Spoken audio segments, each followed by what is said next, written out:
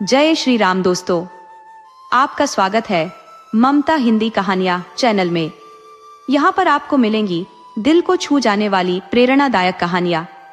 अगर आपको हमारी कहानियां पसंद आए तो वीडियो को लाइक करें, चैनल को सब्सक्राइब करें और अपने सुझाव कमेंट में जरूर दें। आपके सहयोग से आपका अपना चैनल ज्यादा से ज्यादा लोगों तक पहुंच पाए। धन्यवाद। एक राजा था। उसके पुत्र और उसके मंत्री के पुत्र के बीच गहरी मित्रता थी। दोनों सदैव साथ रहते, खाते पीते और यात्रा करते थे। एक बार दोनों ने विदेश भ्रमण का विचार किया। धन संपत्ति की कोई कमी नहीं थी और दोनों अत्यंत साहसी भी थे। एक दिन वे अपने अपने घोड़ों पर सवार होकर यात्रा पर निकल पड़े। सूर्यास्त होते होते वे एक विशाल तालाब के समीप पहुंचे। आसपास कोई बस्ती न देखकर उन्होंने रात वहीं बिताने का निश्चय किया। घोड़ों को पेड़ से बांधकर वे एक ऊंचे पेड़ की शाखा पर चढ़ गए और वहीं रात बिताने की व्यवस्था की। रात्रि का अंधकार गहराने के साथ ही जंगल के जानवरों की भयंकर आवाजें सुनाई देने लगी। थोड़ी देर बाद तालाब के बीचों बीच पानी में हलचल हुई। पानी में एक विशालकाय सांप फुफकारता हुआ ऊपर उठा। उसके सिर पर एक अद्भुत मणि थी जो तेजस्वी प्रकाश से चारों ओर को आलोकित कर रही थी। वह सांप धीरे धीरे किनारे पर आया और अपनी मणि को मिट्टी का ढेर पर रखकर भोजन की खोज में फुफकारता हुआ उसी पेड़ के नीचे पहुंच गया जिस पर दोनों मित्र बैठे थे। सांप ने उनके घोड़ों को अपना आहार बना लिया। दोनों मित्र भय और विस्मय से देख रहे थे। सोच रहे थे कि अब सांप उनकी ओर बढ़ेगा, परंतु सांप वहां से किसी अन्य दिशा में चला गया। मंत्री के पुत्र की दृष्टि मणि पर अटक गई। उसने मणि के अद्भुत प्रकाश को देखा और उसे पाने की तीव्र इच्छा हुई। उसे यह ज्ञात था कि इस प्रकार की मणि के प्रकाश को ढकने के लिए गोबर या घोड़े की लीद का उपयोग किया जा सकता है। पेड़ के नीचे पहले से ही घोड़े की लीद पड़ी हुई थी।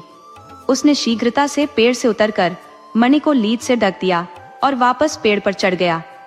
थोड़ी देर बाद सांप लौटा और मणि को न देखकर गुस्से से फन पटकने लगा। क्रोध और निराशा में उसने वहीं दम तोड़ दिया। प्रातःकाल दोनों मित्र पेड़ से उतरे। मंत्री के पुत्र ने मणि उठाई और उसे तालाब के पानी में धोया। जैसे ही मणि को धोया गया, उसे ऐसी ज्योति प्रकट हुई कि तालाब का तल प्रकाशित हो उठा। पानी के भीतर उन्होंने देखा कि वहां एक भव्य महल स्थित था जो दीवारों से घिरा हुआ था। मंत्री का पुत्र उत्साहित होकर बोला, आओ इस महल को देखने के लिए तालाब में डुबकी लगाए। राजा के पुत्र ने भयभीत होकर उत्तर दिया, यदि वहां कोई दैत्य दानव हुआ तो? मंत्री का पुत्र निडर था। उसने उत्साह भरे स्वर में कहा, चलो जो होगा देखा जाएगा। दोनों ने बिना देर किए तालाब में छलांग लगा दी। मंत्री के बेटे के हाथ में मणि थी जिसका तेजस्वी प्रकाश चारों ओर फैल रहा था। थोड़ी ही देर में वे पानी के भीतर बने राजमहल तक पहुंच गए। महल का मुख्य द्वार खुला हुआ था। अंदर घुसते ही उन्होंने पाया कि वहां सन्नाटा पसरा हुआ है। महल के चारों ओर सुंदर बागीचा था जिसमें अनगिनत रंग बिरंगे फूल खिले थे। महल की दीवारें सोने की थी जिन पर बहुमूल्य हीरे जड़े थे। महल के अंदर रखी हर वस्तु सोने की बनी थी, लेकिन वहां कोई मनुष्य नहीं था। ऐसा प्रतीत हो रहा था कि यह महल बरसों से वीरान पड़ा है। महल के विभिन्न कक्षों का निरीक्षण करते हुए वे एक ऐसे कमरे में पहुंचे जहां उन्होंने देखा कि सोने के पलंग पर एक लड़की सो रही है। उसकी सुंदरता अद्वितीय थी, जैसे दूध की उज्ज्वलता में किसी ने गुलाब घोल दिया हो। उसकी उम्र लगभग 16 साल रही होगी। दोनों मित्र विस्मय से उसे निहारने लगे। थोड़ी देर बाद लड़की की आंखें खुली। उसने उनींदी आंखों से उन्हें देखा और भयभीत होकर बोली, हे भगवान, तुम लोग यहाँ कैसे आ गए? क्या तुम्हें पता नहीं कि यह स्थान अत्यंत खतरनाक है?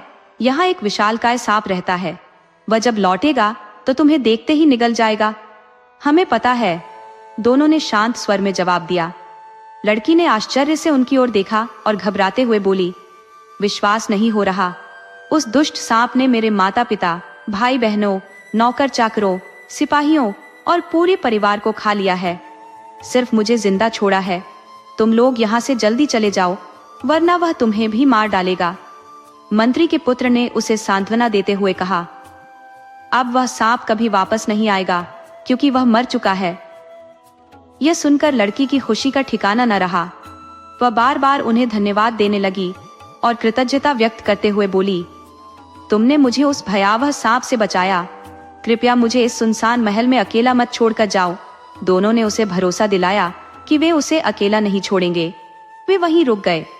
लड़की जितनी आकर्षक दिखती थी, उसका स्वभाव भी उतना ही विनम्र और मधुर था। कुछ समय बाद राजपुत्र ने उससे विवाह कर लिया। शादी के बाद कुछ दिनों तक सब शांतिपूर्ण चला, लेकिन फिर राजपुत्र ने अपने देश लौटने की इच्छा जताई। उसने कहा कि वह राजसी ठाट बाट के साथ लौटना चाहता है। इस पर मंत्री के पुत्र ने सुझाव दिया कि वह पहले जाकर राजा को सारी बात बताएगा और फिर हाथी घोड़ों और प्रजा के साथ भव्य तरीके से वापस आएगा। यह सुनकर राजपुत्र निश्चिंत हो गया। तय कार्यक्रम के मुताबिक मंत्री पुत्र जाने को तैयार हुआ। तालाब के ऊपर जाने के लिए मणि की जरूरत थी। दोनों ने तय किया कि मणि लेकर दोनों ऊपर जाएंगे। फिर राजपुत्र मणि के साथ वापस आ जाएगा और मंत्री पुत्र अपने देश की ओर रवाना होगा। इसी कार्यक्रम के अनुसार जल से बाहर आकर मंत्री पुत्र ने अपने लौटने की तिथि राजपुत्र को बताई और अपने देश के लिए उसने प्रस्थान किया। राजपुत्र मणि लेकर अपनी पत्नी के पास वापस आ गया। इधर मंत्री पुत्र सीधे रास्ते से न लौटकर दूसरे रास्ते से अपने देश को लौटा, जिससे उसे देश पहुंचने में अधिक दिन लग गए। इसीलिए उसे पूरी तैयारी के साथ लौटने में देर हो गई। उधर राजपुत्र उस निर्जन महल में अत्यंत अधीर होकर मंत्री पुत्र के लौटने की प्रतीक्षा करने लगा। एक दिन राजपुत्र दोपहर को भोजन कर सो रहा था। तभी उस लड़की की नजर उस मणि पर पड़ी। उसने सोचा, पानी के बाहर क्या है, कभी देखा नहीं। अतः मणि लेकर ऊपर जाने एवं राजपुत्र के जगने से पहले लौट आने की इच्छा उसके मन में जगी। फिर उसने ऐसा ही किया। पानी से बाहर का वातावरण और प्राकृतिक दृश्य देखकर उसे अति प्रसन्नता हुई। तालाब के घाट की सीढ़ियों पर बैठकर उसने स्नान किया और कुछ देर तक इधर उधर घूमती रही। उसके बाद अपने महल में लौट आई। धीरे धीरे उसका साहस बढ़ता गया। अब वह प्रतिदिन दोपहर में राजपुत्र के सो जाने के बाद जल से बाहर आने लगी। जिस राज्य की सीमा के अंतर्गत वह तालाब था, उस राज्य का राजा अपने पुत्र के साथ एक दिन शिकार के लिए वहां आया। तालाब के पास ही उन्होंने अपना डेरा डाला।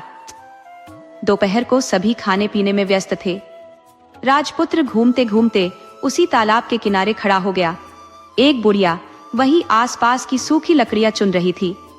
वह लड़की भी रोज की तरह मणि लेकर तालाब के घाट की सीढ़ी पर बैठी हुई थी। अचानक उसकी नजर उन दोनों पर पड़ी। वह अत्यंत घबरा गई और तालाब में डुबकी लगाकर अपने महल में पहुंचकर उसने राहत की सांस ली। इधर राजपुत्र लड़की की सुंदरता पर मुग्ध हो गया था। ऐसी रूपवती कन्या उसने पहले कभी नहीं देखी थी। एक झलक दिखाकर वह अदृश्य हो गई थी। राजपुत्र काठ की तरह स्थिर खड़ा रहा और सोचने लगा कि कितना अच्छा होगा अगर वह रूपवती लड़की एक बार फिर उसे दिख जाए। लेकिन उसकी यह कामना पूर्ण नहीं हुई। वह पागल हो गया। बीच बीच में वह कहता जाता, अभी थी, अभी नहीं। कोई कुछ समझ नहीं पा रहा था। राजपुत्र वहां से लौटना नहीं चाहता था। बड़ी मुश्किल से उसे राजमहल लाया गया। राजा ने राज्य के अनेक वैद्यों को बुलवाया, बहुत इलाज करवाया, पर कोई लाभ नहीं हुआ। राजा का बेटा सिर्फ एक रट लगाए हुए था, अभी थी, अभी नहीं। राजा अत्यंत उदास हो गए। उन्होंने घोषणा करवाई, जो कोई भी राजपुत्र को ठीक कर देगा, उसकी बेटी के साथ राजपुत्र का विवाह करवा दिया जाएगा एवं आधा राज्य भी उसे मिलेगा। लेकिन कोई भी सामने नहीं आया। राजा एकदम निराश हो गए। एक दिन एक बुढ़िया ने आकर कहा, महाराज, मैं आपके पुत्र को ठीक कर सकती हूँ। राजा ने आश्चर्य से कहा, तुम? बुढ़िया बोली, हाँ महाराज। राजा ने पूछा, राज्य के प्रसिद्ध वैद्य भी उसे ठीक नहीं कर सके और तुम ठीक कर दोगी? क्या तुम्हें उसके पागल होने का कारण पता है? हाँ महाराज, पर अभी नहीं बताऊंगी। पहले उसे ठीक कर दूं, फिर बताऊंगी।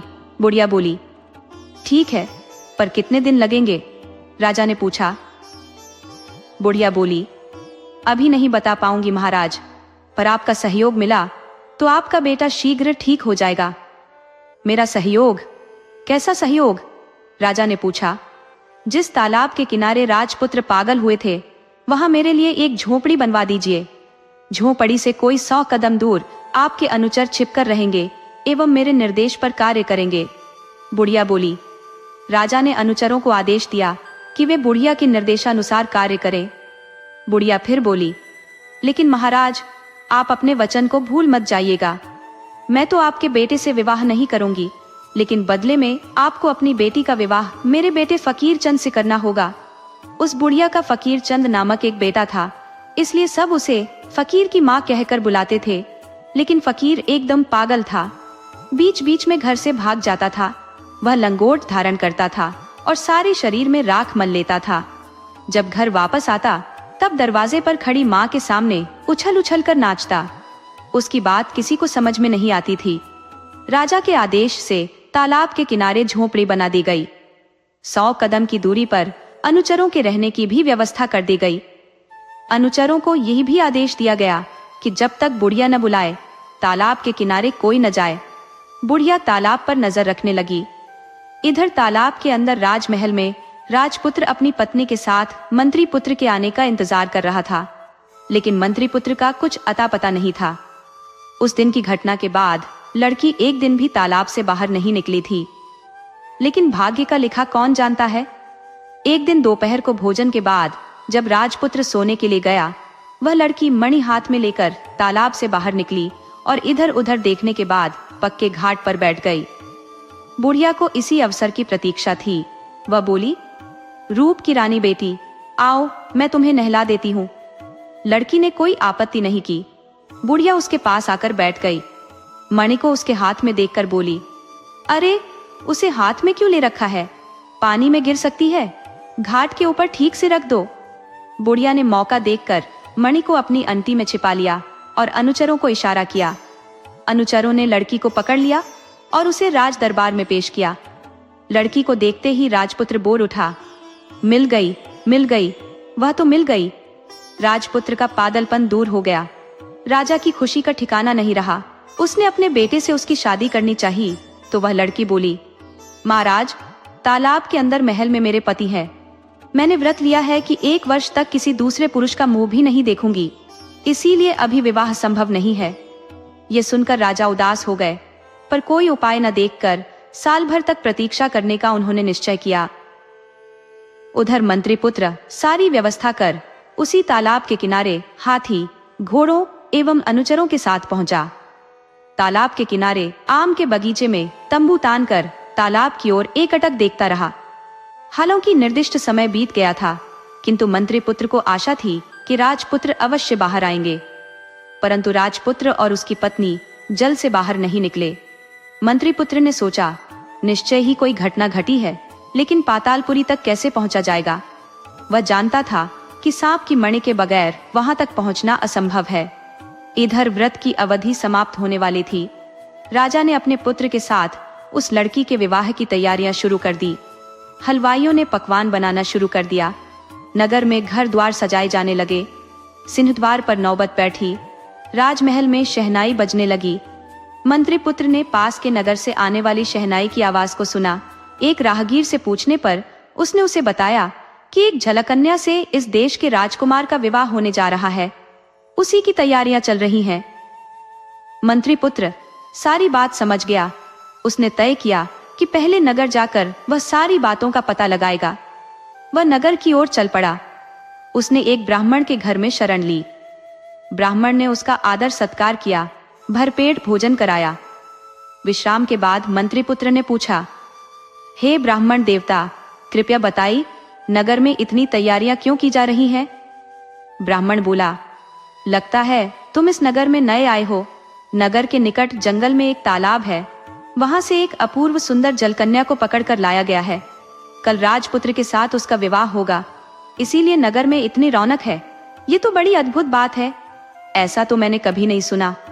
दरअसल मैं बहुत दूर से आया हूँ, कृपया मुझे पूरी बात बताइए, मंत्री पुत्र ने कहा। ब्राह्मण ने उसे बताया कि किस प्रकार इस देश का राजा शिकार खेलने जंगल गया था।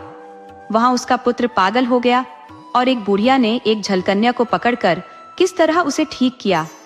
मंत्री पुत्र ने पूछा, बुढ़िया को राजा ने जो वचन दिया था, क्या वह पूरा हुआ? नहीं, क्योंकि बुढ़िया का पुत्र फकीर चंद कहीं गायब हो गया है। बुढ़िया का कहना है कि अब उसके आने का समय हो गया है। वह देखने में कैसा है? मंत्री पुत्र ने पूछा। ब्राह्मण बोला, देखने सुनने में तो वह तुम्हारी तरह है, पर लंगोटी धारण करता है एवं पूरी देह में राख मलकर रहता है। हाथ में पेड़ की एक डाल लेकर माँ के घर के दरवाजे के सामने उछल उछल कर नाचता है और कहता रहता है, यह नहीं होगा, नहीं होगा। यह सुनने के बाद मंत्री पुत्र ने मन ही मन एक योजना बनाई। वह ब्राह्मण से विदा लेकर नगर के बाहर आ गया। फिर फकीर चंद का वेश बनाकर पुनः नगर में लौट आया। हाथ में पेड़ की एक डाल लेकर बुढ़िया के घर के सामने उछल उछल कर नाचने लगा। फकीर चंद की आवाज सुनकर बुढ़िया बहुत खुश हुई। वह समझ न सकी कि मंत्री पुत्र फकीर चंद के वेश में आया है। खुश होकर बोली, लगता है भगवान ने मेरी सुन ली। बेटा, अब मुझे छोड़कर मत जाना। नहीं नहीं, ये नहीं होगा, ये नहीं होगा, नकली फकीर चंद ने कहा। बुढ़िया बोली, मेरे साथ रहो, राजा की बेटी के साथ तुम्हारा विवाह कराऊंगी। फकीर चंद शादी के लिए राजी हो गया। बुढ़िया ने कहा, तालाब से निकली झलकन्या को पकड़कर लाई हूं, देखने चलोगे? जाऊंगा जाऊंगा, नाचते नाचते फकीर चंद ने कहा। सांप के सिर की मणि देखोगे? बुढ़िया ने पूछा। देखूंगा देखूंगा, उसने कहा। बुढ़िया ने अंटी से मणि को जैसे ही निकाला, नकली फकीर चंद ने उसे लेकर अपनी अंटी में रख लिया। बुढ़िया इतनी खुश थी कि उसका ध्यान उस ओर गया ही नहीं। वह फकीर चंद को राजमहल ले गई। जिस कमरे में राजकन्या थी, उसने उसे उसी कमरे में बैठा दिया। शाम होने पर उसने उससे चलने के लिए कहा, लेकिन वह चलने के लिए तैयार नहीं हुआ। वह बहुत चीखी चिल्लाई, पर वह भी कम जिद्दी नहीं था। टस से मस नहीं हुआ। अंत में हारकर बुढ़िया पहरेदारों से उसका ख्याल रखने को कहकर अकेली लौट गई। रात में जब सब सो गए, तब मंत्री पुत्र लड़की के पास पहुंचा और उसने उसे अपना परिचय दिया। लड़की रो रो कर बोली, चाहे जैसे हो, मेरा उद्धार करो। तुम्हारे जैसा शुभ चिंतक और कौन है? मंत्री पुत्र बोला, इसीलिए तो मैं इस वेश में आया हूं। मैं जैसा कहूंगा वैसा ही करना। आज रात ही यहां से भागना होगा। उसके बाद नकली फकीर चंद बार बार खिड़की से बाहर आता, उछलता, नाचता। पहले तो पहरेदार थोड़े चौकन्ने हुए, फिर उसे पागल समझकर आपस में कहने लगे, पागल है, लगता है सारी रात इसी तरह करेगा। कभी खिड़की से बाहर आएगा, कभी अंदर जाएगा। उसे ऐसा करने दो, हम लोग थोड़ा सो लेते हैं। मौका देखकर मंत्री पुत्र झलकन्या को अपनी पीठ में बांधकर खिड़की के रास्ते निकल भागा। वे उसी तालाब के किनारे पहुंचे। राजपुत्र को महल से निकालकर अपने साथ उन्हें लेकर मंत्री पुत्र जल्दी जल्दी अपने देश की ओर लौटने लगा। हाथी घोड़े सब उसने पहले ही लौटा दिए थे, अतः उन्हें पैदल ही लौटना पड़ा।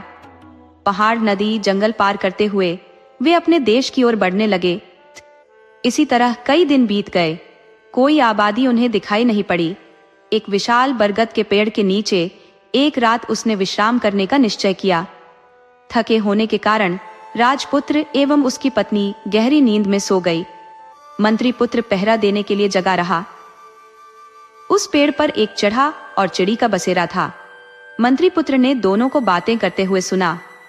चिड़ी बोली, मंत्री पुत्र ने बहुत चालाकी से राजपुत्र और उसकी पत्नी को बचाया, लेकिन क्या वे सकुशल अपने देश पहुंच सकेंगे? चिड़ा ने कहा, मैं तो आने वाली भीषण विपत्ति को देख रहा हूँ। राजपुत्र को लेने के लिए राजा हाथी भेजेगा, किंतु राजपुत्र उस हाथी पर चढ़ते ही गिरकर मर जाएगा। चिड़ी ने पूछा, अगर कोई राजपुत्र को हाथी की पीठ पर चढ़ने ही न दे तो फिर वह बच जाएगा, लेकिन इससे होनी टलेगी नहीं। राजमहल के सिंहद्वार से प्रवेश करते समय सिंहद्वार के टूटने से उसकी मौत हो जाएगी। चिड़ा बोला। चिड़ी ने पूछा, यदि कोई सिंहद्वार पहले ही तोड़ दे? चिड़ा बोला, तो वह बच जाएगा, लेकिन उससे भी होनी टलेगी नहीं।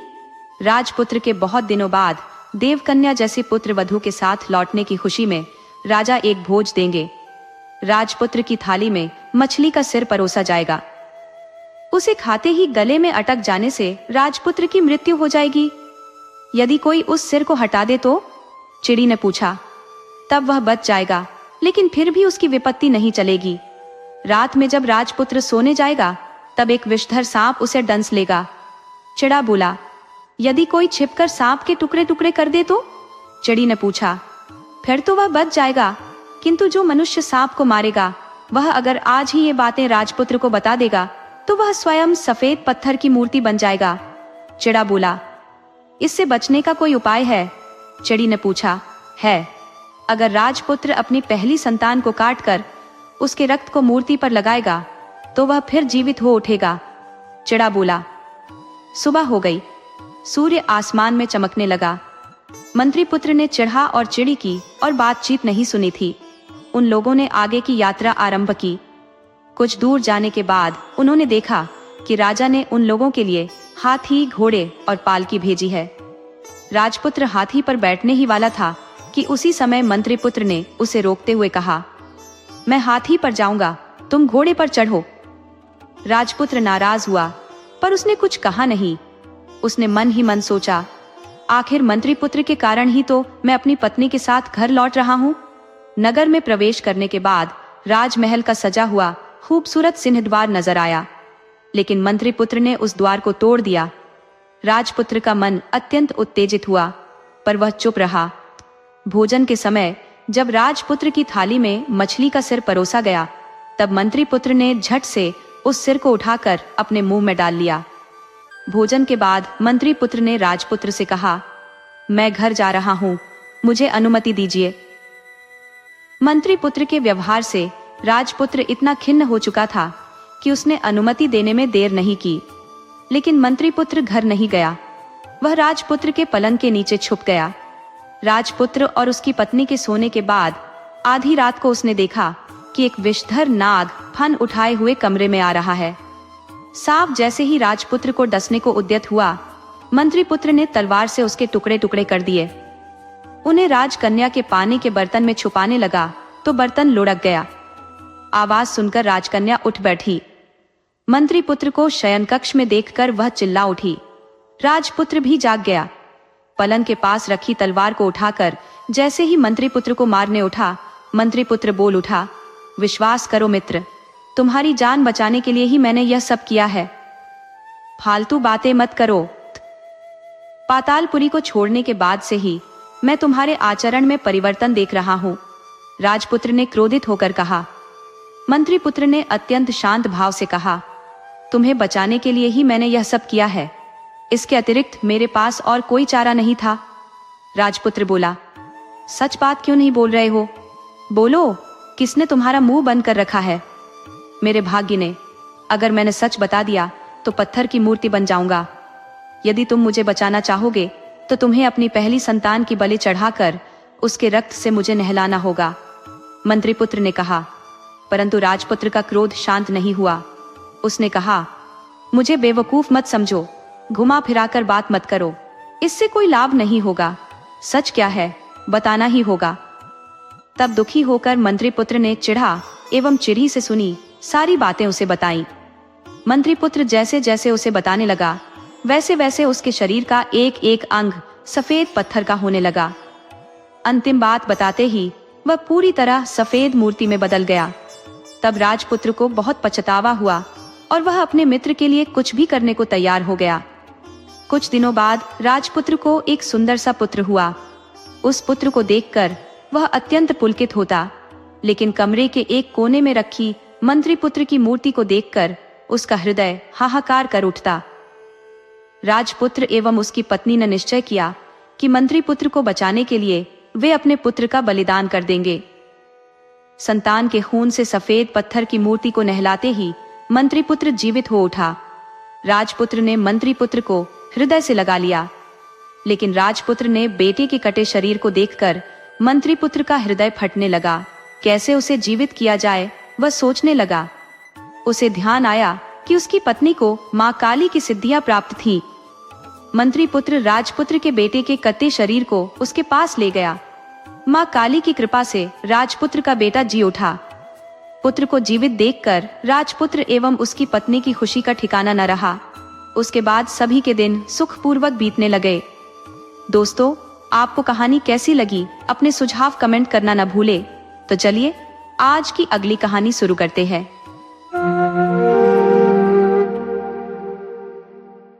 एक समय की बात है, एक धनाढ़ व्यक्ति था जिसकी 2 पत्नियां थी। पहली बीवी उसकी सबसे अधिक प्रिय थी, जिसे वह लागी बुलाता था।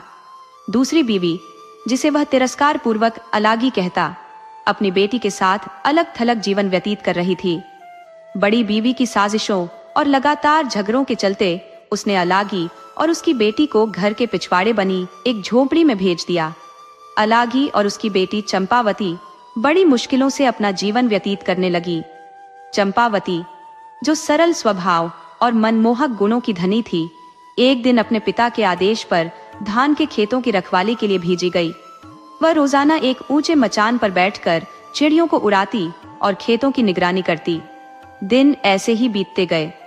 एक दिन मचान पर बैठी चंपावती ने अपने अकेलेपन को दूर करने के लिए गाना गाना शुरू किया।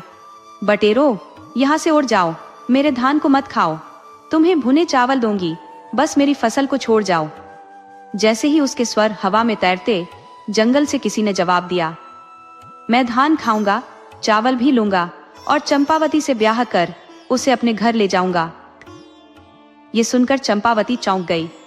उसने चारों ओर नजर दौड़ाई, लेकिन कोई नजर नहीं आया। सहमी हुई चंपावती ने शाम को घर जाकर अपनी माँ को इस अजीबोगरीब घटना के बारे में बताया।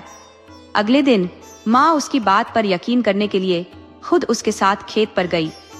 माँ के कहने पर चंपा ने वही गीत दोहराया और जंगल से फिर वही उत्तर सुनाई दिया। ये सब देखकर माँ आश्चर्यचकित रह गई। उन्होंने चंपावती के पिता को सारी बात बताई। अगले दिन पिता ने अपने परिवार और कुछ पड़ोसियों को साथ लिया और सभी खेत पर पहुंचे। उन्होंने चंपा को फिर से गाने को कहा। जैसे ही उसने गाया, वही आवाज जंगल से आई। ये जानने की कोशिश में कि यह जवाब कौन दे रहा है, सभी जंगल की ओर बढ़े, लेकिन वहां उन्हें कोई नहीं मिला।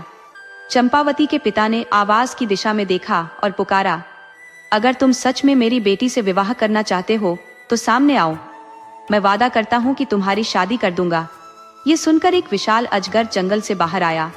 उसे देखते ही सभी लोग भय से थरथरा उठे और भागने लगे, लेकिन चंपावती के पिता ने सभी को शांत किया और कहा, डरो मत, रुके रहो। उनकी बात मानकर लोग लौट आए। फिर पिता ने अजगर को घर आने का निमंत्रण दिया। इस अद्भुत घटना ने सबको चकित कर दिया और गांव में इस विचित्र बात की चर्चा होने लगी। अलागी और उसकी बेटी फूट फूट कर रोने लगी।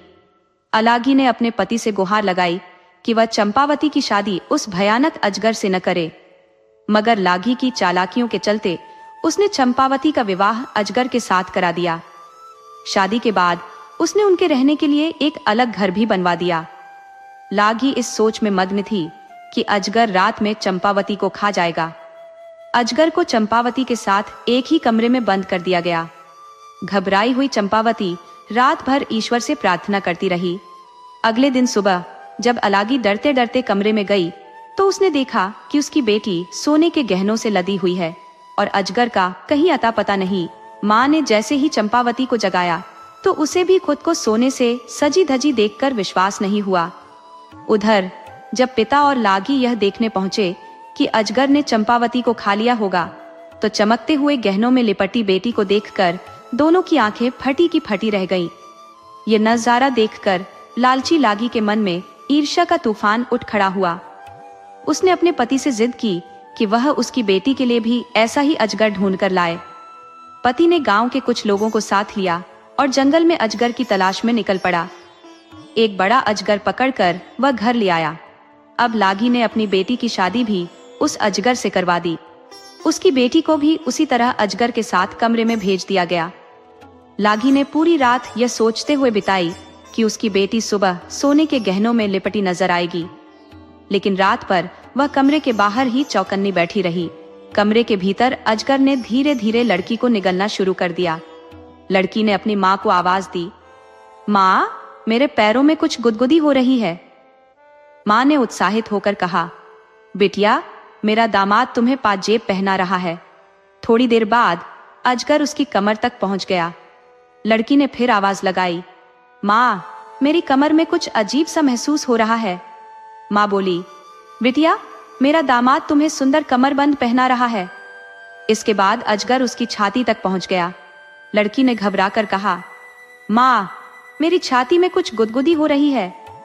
माँ ने फिर वही जवाब दिया। बिटिया, मेरा दामाद तुम्हें शॉल से सजा रहा है। आखिरकार जब अजगर उसकी गर्दन तक पहुंच गया तो लड़की चीख कर बोली, माँ, मेरी गर्दन में कुछ अजीब सा हो रहा है। माँ ने आखिरी बार कहा, बिटिया, मेरा दामाद तुम्हें मोतियों की माला पहना रहा है। इस तरह लालच और अंधविश्वास के जाल में फंसकर लागी ने अपनी बेटी को अजगर के हवाले कर दिया और सुबह की पहली किरण के साथ उसकी बेटी का अंत हो चुका था। जब अजगर उसके सिर तक पहुंचा तो बेटी की आवाज आनी बंद हो गई। माँ ने सोचा कि आभूषण पाकर मेरी बेटी खुश हो गई है और सो गई है। यह सोचकर वह भी खुशी खुशी सोने चली गई। सुबह वह दौड़ी दौड़ी अपनी बेटी के पास आई, पर उसे वह कहीं दिखाई नहीं दी। अजगर बड़े आराम से वहां लेटा आराम कर रहा था। अलगी की बेटी को निगलने के बाद उसका पेट फूला हुआ था। ये देख उसे एहसास हुआ कि क्या हुआ है और वह दहाड़े मारकर रोने लगी। उसके रोने की आवाज सुन पति दौड़ा दौड़ा आया और पूछा कि क्या हुआ। जब उसे सच का पता चला तो वह सिर पकड़कर वहीं जमीन पर बैठ गया। अलागी और चंपावती भी रो रही थी। सारे गांव वालों ने पति पत्नी का बहुत मजाक उड़ाया और उनके लालच पर उन्हें धिक्कारा। सब लोगों ने मिलकर बेटी के शव को अजगर के पेट से बाहर निकाला और उसका दाह संस्कार कर दिया। उसके बाद तो लागी और उसके पति को अलागी और चंपावती से इतनी नफरत हो गई कि वे दोनों उनसे पीछा छुड़ाने का तरीका सोचने लगे। एक दिन वे अपने हथियारों के साथ उन्हें जबरन घसीटते हुए जंगल में ले गए। उन्हें बेहोश कर वे उन्हें मारने ही वाले थे कि तभी एक अजगर वहां आया और उसने उन दोनों दुष्टों को निगल लिया। अजगर ने बेहोश माँ बेटी को उठाया और जंगल में ले गया। अगले दिन जब वे उठी तो रोने लगी। एक अनजान जगह पर उन्हें डर लग रहा था। अजगर उन्हें दिलासा देते हुए बोला, तुम दोनों को चिंता करने की जरूरत नहीं है, मैं तुम्हें यहाँ लाया हूँ। फिर उसने रात की घटना उन्हें बताई। सच जानकर दोनों ने कृतज्ञता प्रकट की। उसके बाद से तीनों खुशी से जंगल में ही रहने लगे। कुछ दिनों बाद अलागी अचानक बीमार पड़ गई और उसकी मृत्यु हो गई। चंपावती अकेली रह गई। एक दिन जब अजगर बाहर गया हुआ था तब एक बूढ़ी स्त्री वहां आई। चंपावती ने लंबे समय से किसी मनुष्य को नहीं देखा था। उसने बहुत सम्मान के साथ उस स्त्री का स्वागत सत्कार किया। तब उस स्त्री ने उसकी सेवा से खुश होकर बताया, जो अजगर तुम्हारा पति है वह असल में एक देवता है। वह हर रात तुम सो गई हो या नहीं यह देखने के लिए तुम्हें चुटकी काटता है और फिर अपने अजगर का चोला उतारकर स्वर्ग में चला जाता है। वहां कुछ समय वह अन्य देवताओं के साथ व्यतीत करता है। अगर तुम अपने पति को देवता के रूप में देखना चाहती हो तो रात को सोने का नाटक करना, पर सोना मत। जब वह अपना चोला उतार स्वर्ग जाए तो तुम उसके चोले को आग में जला देना। जैसे ही तुम उसका चोला जलाओगी उसे अपने बदन में जलन का एहसास होगा। तब तुम तुरंत पंखा कर देना और उसे आराम करने देना। जल्दी ही उसे नींद आ जाएगी। सुबह तुम उसे माला पहनाकर उसका अभिवादन करना। तुम्हारा पति ही है जो अजगर के रूप में तुम्हारे सामने आता है। ये बात सुन चंपावती की खुशी का ठिकाना न रहा। उसने उसे घड़ा भरकर सोना और चांदी दिया। उसने वैसा ही किया जैसा कि बूढ़ी स्त्री ने बताया था और उसके बाद वे कई महीनों तक सुखमय जीवन बिताते रहे। एक दिन जब उसका पति घर में नहीं था तब वही बूढ़ी स्त्री फिर आई। चंपावती ने उसका स्वागत करने के बाद उसके आने का कारण पूछा। वह चालाकी से बोली, मैं तो तुम्हारी भलाई के लिए ही यहाँ आई हूँ। कल दोपहर तुम अपने पति से एक ही थाली में अपने साथ खाना खाने को कहना। जब तुम दोनों एक साथ खाना खाओगे तो वह तुम्हारे आकर्षण में इतना बंध जाएगा कि फिर कभी एक भी पल के लिए तुमसे अलग नहीं होगा। जब तुम खाना खा लो तो उससे कहना कि तुमने उसके मुंह के अंदर बहुत सारे गामों को देखा है। तब तुम उससे पूरा मुंह खोलने के लिए कहना ताकि पूरी दुनिया को तुम देख सको। वह तुमसे नाराज होगा और कहेगा कि तुम उसे या पूरी दुनिया में से किसी एक को चुन लो, पर तुम कहना कि तुम दुनिया को देखना चाहती हो। वह अपना मुंह खोलकर तुम्हें पूरी दुनिया दिखा देगा और फिर एक नदी में चला जाएगा।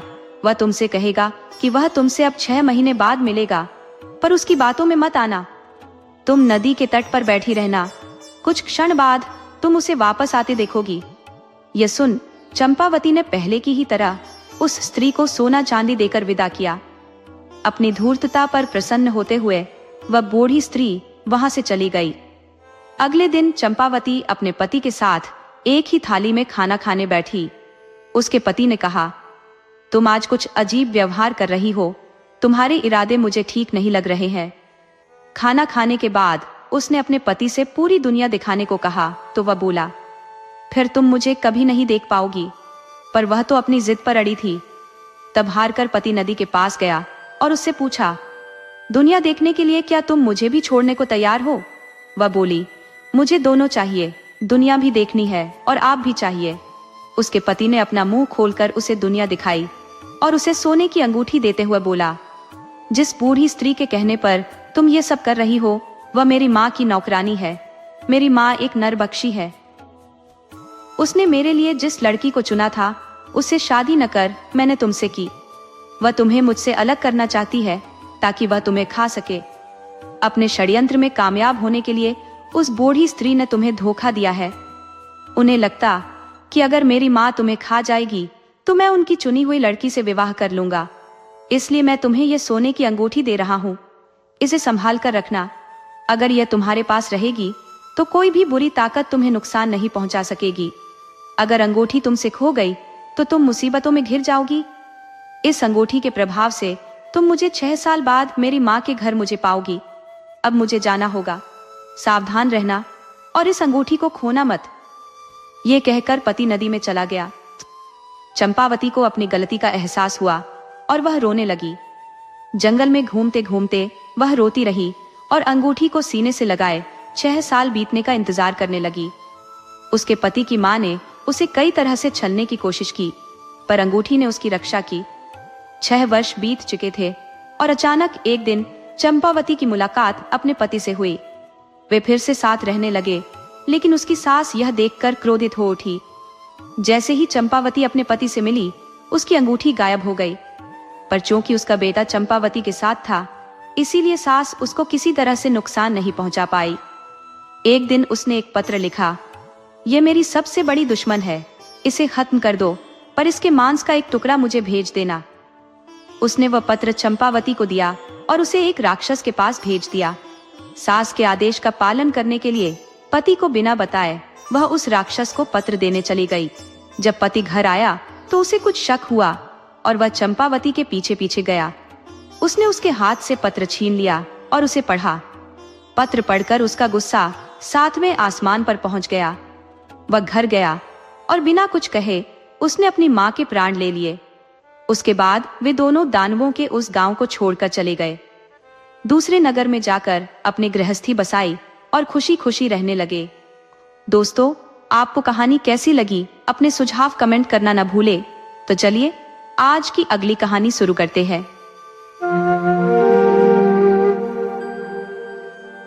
एक कुम्हार और उसकी पत्नी के साथ उनकी 2 साल की बच्ची रहती थी। एक दिन कुम्हार ने अपनी पत्नी से कहा, आज हमें जंगल से मिट्टी लानी है जिससे नई कुम्हारी बनाई जाएगी, तैयार हो जाओ। कुम्हारिन ने सहमति में सिर हिलाया और बच्ची को गोद में उठाकर एक टोकरी थाम ली। कुम्हार ने फावड़ा लिया और दोनों जंगल की ओर चल दिए। जंगल पहुंचकर कुम्हार ने एक उपयुक्त स्थान खोजा और फावड़े से मिट्टी खोदने लगा। उधर कुम्हारिन ने मिट्टी को टोकरी में भरकर सिर पर रख लिया, लेकिन टोकरी उठाने के बाद बच्ची को गोद में लेना उसके लिए मुश्किल हो गया। उसने कुम्हार से मदद मांगी। अजी, बच्ची को मेरी गोद में उठा दो। यह सुनकर कुम्हार आग बबूला हो गया और झल्ला कर बोला, तुम्हें बच्ची चाहिए या ये मिट्टी?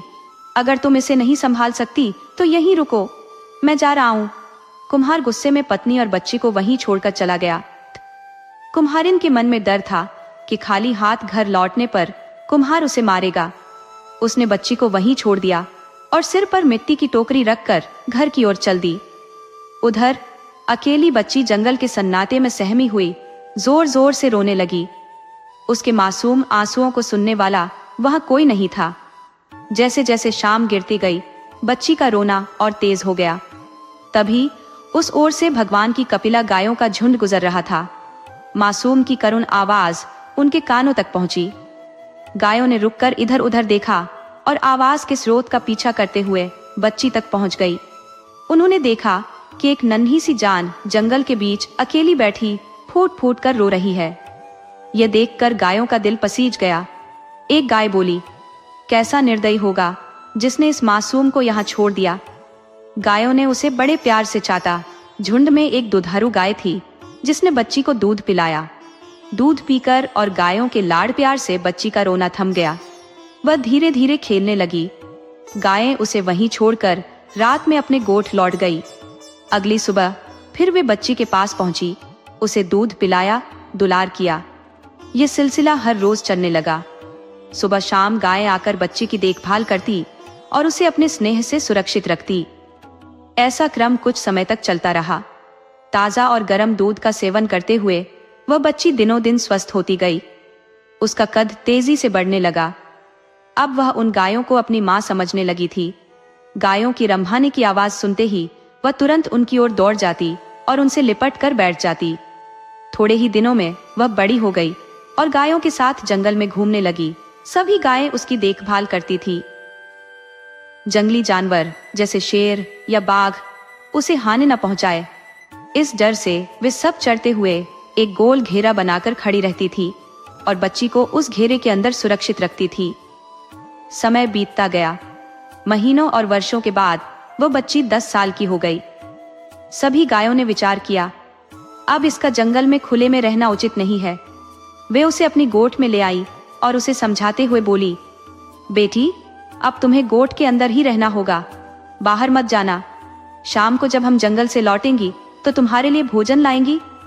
बच्ची ने सिर हिलाते हुए कहा, ठीक है माँ।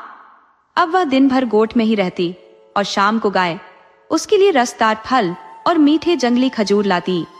वह उन्हें खाकर प्रसन्न हो जाती। लेकिन एक दिन गोठ के भीतर बैठे बैठे उसका दम घुटने लगा। उसने सोचा, थोड़ी देर के लिए बाहर जाकर खुली हवा में सांस लेती हूँ। वह बाहर खड़ी हो गई। तभी उधर से एक राक्षस गुजर रहा था। राक्षस ने बच्ची को देखा तो उसकी आंखों में चमक आ गई। उसके मुंह से लार टपकने लगी। उसने सोचा, यह तो नर्म मुलायम ककड़ी की तरह कोमल है, इसका मांस खाऊं तो कितने दिनों बाद पेट को सुकून मिलेगा। राक्षस धीरे धीरे उसकी ओर बढ़ने लगा। बच्ची ने उसे अपनी तरफ आते देखा तो भय से कांप उठी। वह दौड़कर गोठ के अंदर चली गई और दरवाजा बंद कर लिया। राक्षस ने मृदु स्वर में कहा, मेरी लाडो, दरवाजा खोल दो बेटी। तभी गोठ के पास खड़े एक आम के पेड़ ने कहा, नहीं नहीं बेटी, दरवाजा मत खोलना, ये राक्षस तुझे खा जाएगा। पेड़ की बात सुनकर राक्षस क्रोधित हो गया। उसने दौड़कर पेड़ पर जोर से लात मारी। पेड़ जमीन पर गिर पड़ा और उसकी शाखाएं चारों ओर बिखर गई। राक्षस फिर गोठ के पास आया और बोला, मेरी प्यारी बच्ची, दरवाजा खोल दो। उसके ठीक पास एक नारियल का पेड़ खड़ा था। उसने चेतावनी दी, बेटी, दरवाजा मत खोलना, ये राक्षस तुझे नष्ट कर देगा। बच्ची ने दरवाजा नहीं खोला तो राक्षस गुस्से से आग बबूला हो गया। दौड़कर उसने उस नारियल के पेड़ पर 2-4 लातें मार दी और उसे जमीन पर गिरा दिया। अब तीसरी बार दरवाजे के पास जाकर उसने कहा, मेरी प्यारी लाडो, जरा दरवाजा खोल दे। तो उस गोठ के नजदीक एक अंबाड़ी, व्यंजन के लिए उपयुक्त खट्टे स्वाद का एक फल का पेड़ था। उस पेड़ ने कहा, नहीं नहीं बेटी, दरवाजा मत खोलना, राक्षस तुझे खा जाएगा। अब राक्षस मानो जल भूनकर राख हो गया। वह उस अंबाड़ी के पेड़ पर लात मारने वाला ही था। इतने में उसे ख्याल आ गया कि अंधेरा छाने लगा है और गायों के गोठ में वापस आने का वक्त हो गया है। उसने सोचा, यदि गायें आ गईं तो मैं मुसीबत में पड़ सकता हूँ। अक्लमंदी इसमें है कि मैं यहाँ से जाऊं। लेकिन दूसरे दिन वापस आकर लड़की को खाने का मन में मंसूबा रखकर राक्षस वहां से चला गया। राक्षस के जाने के थोड़ी देर बाद गायें वहां आ गईं। आते ही उनकी नाकों ने राक्षस के शरीर की गंध सूंघ ली। गोठ के बाहर उसके पामों की निशानियां भी उन्होंने देखी। तो या कोई राक्षस आया हुआ है, इसका उन्हें यकीन हो गया। वे डर गई। हे भगवान, हमारी बच्ची सुरक्षित हो। सभी गायें दौड़ते हुए गोठ के दरवाजे के पास पहुंची। उनके पहुंचने से दरवाजा अपने आप खुल गया। सब एकदम अंदर घुसी तो उनको बच्ची अंदर दिखाई नहीं दी। वे सब व्याकुलता से हम्मा हम्मा करके उसे ढूंढने लगी। ढूंढने के बाद बच्ची एक कोने में सहमी हुई रोती उन्होंने देखी तो गाय दौड़कर उसके पास गई, उसे चाटा और पूछा, बोलो बेटी, क्या हुआ, किसने डराया तुझे? बच्ची ने सब बात बता दी। सुनकर वे सब क्रोधित हो गई। उस राक्षस की यह हिम्मत, हमारी बेटी को खाने आए? ठहर, कल सिखाएंगे उसे सबक, जा तिनशो। दूसरे दिन सुबह एक भी गाय चरने जंगल नहीं गई, सब छुपकर गोठ में रही। इधर राक्षस ने किया क्या कि सुबह उठकर मुंह धोया, दांत मंजन करके उनको शान से तेज किया और बच्ची का गोश्त खाने का ख्याली पुलाव मन में पकाकर वह कपिला गायों के उस गोठ के पास आ गया। आकर उसने पहले की तरह मृदु स्वर में ही कहा, लाडो बेटी, जरा दरवाजा खोल दे। तो अंबाड़ी के पेड़ ने कहा, नहीं नहीं बेटी, दरवाजा मत खोलना, राक्षस तुझे खा जाएगा। राक्षस ने दौड़कर उसके तने पर गुस्से से 4-5 लातें मारी तो उसका तना टूटकर उसके टुकड़े हो गए। इस तरह राक्षस ने गोठ के आसपास के सब पेड़ तोड़ डाले। आखिर में उसे रोकने वाला एक भी पेड़ नहीं बचा तो दरवाजा तोड़कर वह गोठ के अंदर घुसा। इधर वह अंदर घुसा तो उधर सभी गायें उसके अंदर आने की राह देख रही थी। उसके अंदर पांव रखते ही जो गाय बच्ची को दूध पिलाती थी, उसने अपना सिंघाड़ा उस पर पहले मारा, बाद में दूसरी ने, तीसरी ने। ऐसा करके सभी गायों ने मिलकर उसकी कमर तोड़ी, हाथ पैर तोड़े और उसको जख्मी करके दूर जंगल में फेंक दिया। जख्मी राक्षस ने सोचा, सिर सलामत तो पगली 50, इसके बाद जीवन में कभी किसी बच्ची का गोश्त खाने की इच्छा नहीं रखूंगा। इधर राक्षस को सबक सिखाकर गायों ने बच्ची से कहा, बेटी, अब कोई राक्षस तुझे सताने यहाँ नहीं आएगा, तुम निर्भय रहो। तो और कुछ दिन सुख शांति से बीत गए। अब बच्ची बच्ची नहीं रही, एक सुंदर सी कन्या बन गई थी। अब उसका डर भी कम हो गया। गायों के जंगल में चरने के लिए जाने के बाद वह गोठ से बाहर निकलती, झरने पर जाकर स्नान करती, पंछियों का संगीत सुनती, पेड़ लताओं पर खिले सुंदर से फूल तोड़ती और उन्हें बालों में लगाती। एक दिन हमेशा की तरह वह झरने पर स्नान करके फूल तोड़ रही थी तो उस तरफ से उस राज्य का राजकुंवर जो शिकार के लिए निकला था, एक हिरण के पीछे पीछे दौड़ता वहां पहुंच गया। उसने उस कन्या को देखा और उसे वह बहुत भा गई। उसने कन्या से बात करने का प्रयत्न किया तो कन्या दौड़कर गोठ में घुस गई और दरवाजा बंद कर लिया। राजकुंवर पहली ही नजर में उस कन्या से प्यार करने लगा। वह अपने घर गया और अपनी माता को उसने अपने प्यार की बात बताई। राजमाता ने वह बात राजा को बताई तो राजा ने कहा, ठीक है, जैसी पुत्र की इच्छा, यदि उसे वह कन्या पसंद है तो उसके साथ ही उसकी शादी करेंगे। राजा ने तुरंत प्रधान को आदेश दिया कि कुछ सिपाही साथ में लेकर उस वन में जाओ और उस कन्या को राजमहल में लेकर आओ। राजा के आदेशानुसार प्रधान कुछ सिपाही साथ में लेकर गया और कन्या को साथ में लेकर राजमहल आ गया। कन्या की सुंदरता देखकर राजा और रानी दोनों ही प्रभावित हो गए। अपने पुत्र की पसंद की उन्होंने प्रशंसा की। रानी ने तुरंत ही दासियों से कहकर कन्या को सुगंधित तेल और उबटन लगाकर नहलाया, उसे पहनने को अच्छे कपड़े दिए, उसे अलंकार पहनाए, उसके बाल बनाए। अब कन्या इस वेश में पहले से भी सुंदर दिखने लगी, जैसे वह स्वर्ग की अप्सरा हो। कुछ दिन तक रानी माँ ने उसे अपनी देखभाल में राजघराने की रस्में और रिवाज की शिक्षा दी। जब वह पूरी तरह राजघराने की बहू बनने योग्य हुई तो राजकुंवर और उसका बड़ी धूमधाम से विवाह किया। तो वह कुम्हार की लड़की अब राजा की बहू बन गई। उसके पास अब सारा सुख चयन था। पहनने के लिए अच्छे वस्त्र थे, हीरे जवाहरात थे, नौकर चाकर थे, प्यार करने वाला पति और सास ससुर थे। लेकिन वह खुश नहीं थी।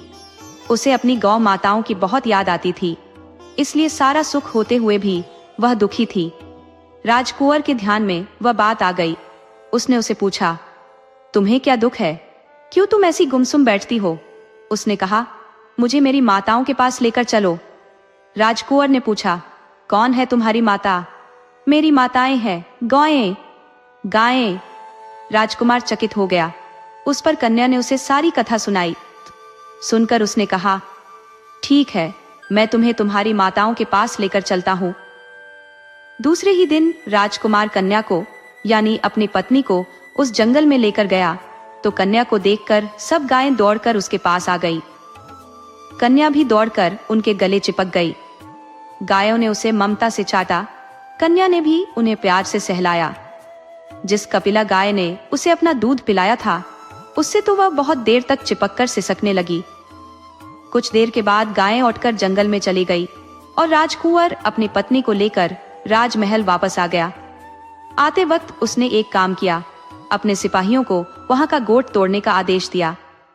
जंगल से अपनी गौ माताओं से मिलकर आने के बाद कन्या यानी वो कुम्हार की लड़की खुशी खुशी अपने पति राजकुंवर के साथ रहने लगी। वह बहुत साल तक जीवित रही, उसके कई पुत्र पौत्र हो गए। दोस्तों, आपको कहानी कैसी लगी अपने सुझाव कमेंट करना न भूले। तो चलिए आज की अगली कहानी शुरू करते हैं।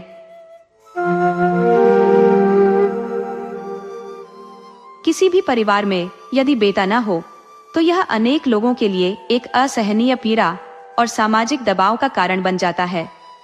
इसी प्रकार एक समय की बात है, एक अत्यंत धनी व्यापारी अपने जीवन में एक गहरी निराशा का सामना कर रहा था, क्योंकि उसके कोई पुत्र नहीं था।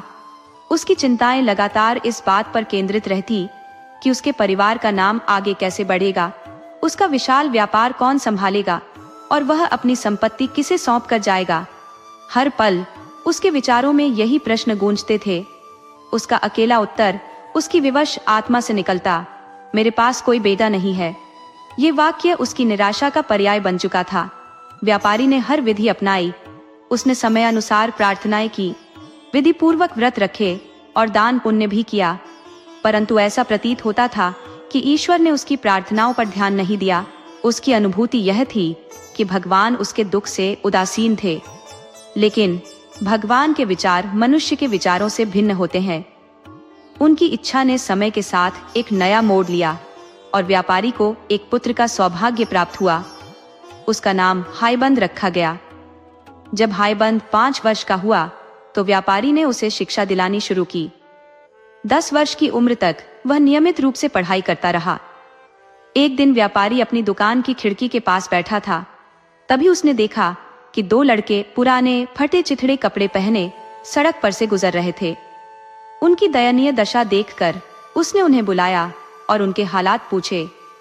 लड़कों ने बताया कि उनके माता पिता और भाई का निधन हो चुका है और वे किसी ऐसे रिश्तेदार को नहीं जानते जिससे सहायता मिल सके। उनकी यह व्यथा सुनकर व्यापारी का दिल पिघल गया। वह उन्हें अपने घर ले आया। उसने सोचा कि इन बच्चों का साथ उसके पुत्र के लिए उपयोगी होगा और ये दुकान के छोटे मोटे कार्यों में मदद कर देंगे। उसने उन्हें भी अपने बेटे के साथ पढ़ने का अवसर दिया। लेकिन नियति ने एक अलग कहानी लिख रखी थी। जिन बच्चों पर व्यापारी ने दया दिखाई थी वे उसके लिए समस्याओं का कारण बन गए। आभार व्यक्त करने और मदद करने के बजाय उन्होंने व्यापारी और उसके बेटे के खिलाफ षड्यंत्र रचने शुरू कर दिए। उनकी करतूतों ने व्यापारी को अपमानजनक परिस्थितियों में डाल दिया। हालांकि वे दोनों लड़के हाईबंद के साथ स्कूल जाते थे, लेकिन पढ़ाई में उनका मन नहीं लगता। हाईबंद ने अपनी मेहनत और लगन से शिक्षा में दक्षता हासिल की, जबकि वे लड़के आलस्य और गैर जिम्मेदारी के चलते केवल बुरी आदतों को अपनाने में लगे रहे। ये कथा हमें ये सिखाती है कि जीवन में किए गए हर निर्णय के परिणाम हमेशा हमारी अपेक्षाओं के अनुरूप नहीं होते। एक दिन जब हाईबंद और वे दोनों लड़के सुबह स्कूल जा रहे थे तो उनकी बातों का रुख शादी की ओर मुड़ गया। उन लड़कों ने हाईबंद से कहा, देखो, हमें पता है कि तुम्हारी शादी तो जल्दी ही हो जाएगी, क्यों ना तुम अपने पिता से कहो कि हमारी शादी भी करवाएं? हाईबंद ने मुस्कुराते हुए कहा, हाँ, क्यों नहीं। मैं उनसे कहूंगा कि पहले तुम्हारी शादी करा दें, फिर मेरी। कुछ समय बाद सौदागर ने शादी कराने वाले को कई जगहों पर भेजा कि वह किसी धनवान और शिक्षित परिवार की बुद्धिमान और सुंदर लड़की का रिश्ता लेकर आए। रिश्ता तय हो गया और हाईबंद की शादी की तैयारियां शुरू हो गईं। शादी के दिन सौदागर ने अपने मित्रों को एक भव्य दावत दी और गरीबों को खूब दान किया। उसने हाईबंद को राजकुमार जैसे वस्त्र पहनाए और दुल्हन के घर भेज दिया। लेकिन उन दोनों चालाक लड़कों को यह सब पहले से मालूम था। वे जल्दी से हाईबंद की ससुराल पहुंचे और दुल्हन के माता पिता को झूठी बातें कहने लगे। उन्होंने कहा, हाईबंद तो थोड़ा अजीब और पागल सा है। क्या आप सच में अपनी बेटी की शादी उससे करने जा रहे हैं? ये सुनकर दुल्हन के माता पिता स्तब्ध रह गए। वे न तो इस पर यकीन कर पा रहे थे, न ही इसे नकार पा रहे थे। अगर उन्हें यह बात पहले पता चलती तो वे रिश्ता तोड़ देते। लेकिन अब तो बहुत देर हो चुकी थी, बारात आने ही वाली थी। इधर दोनों लड़के वापस लौटे और हाईबंद के पास जाकर उसे जबरदस्ती ऐसा फल खाने पर मजबूर किया जिसमें कोई नशीली चीज मिली हुई थी। फल खाने के बाद हाईबंद असामान्य सा व्यवहार करने लगा। इसके बाद वे दोनों लड़के सौदागर के पास पहुंचे और आंसू भरी आंखों से बोले, हाईबंद की होने वाली पत्नी तो एक राक्षसी है जो इंसानों को खा जाती है। सौदागर यह सुनकर परेशान हो गया। शादी का समय नजदीक था और मेहमान दूल्हे का इंतजार कर रहे थे। जब हाईबंद ससुराल पहुंचा तो दुल्हन के माता पिता ने उसकी हालत देखकर उसे अस्वीकार कर दिया। वह खोया खोया और कमजोर दिमाग का लग रहा था। उन्होंने महसूस किया कि लड़कों की बात शायद सच है, लेकिन जोहरा खातून, जो हाईबंद की होने वाली पत्नी थी, बेहद चतुर और समझदार थी। उसे महसूस हुआ कि यह सब किसी षड्यंत्र का नतीजा है। उसने अपने पिता को मजबूर किया कि वह उसकी शादी हाईबंद से ही कर दे। उसको पूरा विश्वास था कि हाईबंद के पिता इतने सीधे और ईमानदार आदमी थे कि उनको बेवकूफ बनाना बहुत आसान था। खैर, शादी की सारी रस्में पूरी की गई और उन दोनों की शादी हो गई। शाम तक उन दवाओं का असर कम होने लगा तो हाईबंद को होश आने लगा। होश में आने पर उसने अपनी पत्नी को पहचान लिया और उसका साथ पाकर बहुत खुश हुआ। कुछ दिन बाद रीति रिवाजों के अनुसार हाईबंद और उसकी पत्नी अपने घर वापस लौटे। रास्ता थोड़ा लंबा था, सो उन्होंने उसको 2 बार में पूरा करने का इरादा किया। आधे रास्ते में पहुंचकर उन्होंने एक गांव में रात को रुकने का फैसला किया। जब जोहरा सोने चली तो अचानक उसे याद आया कि वह अपनी सास के लिए तो कोई भेंट लाई नहीं है, पर अब वह क्या करे।